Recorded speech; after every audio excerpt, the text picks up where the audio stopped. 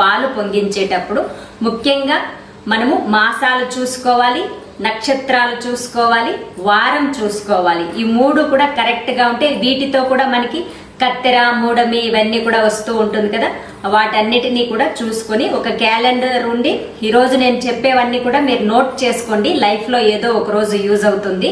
మాసాలు చెప్తాను.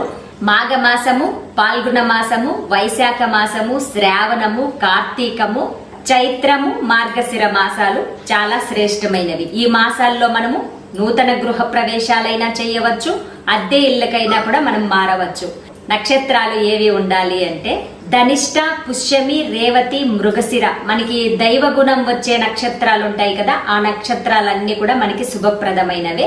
వీటితో పాటు శతభిషం, అనురాధ, రోహిణి నక్షత్రాలు శ్రేష్టమైనవి. ఇక రోజులలో మనకి మంగళవారం, శనివారం కాకుండా ఇంకా ఏ రోజులైనా కూడా మనకి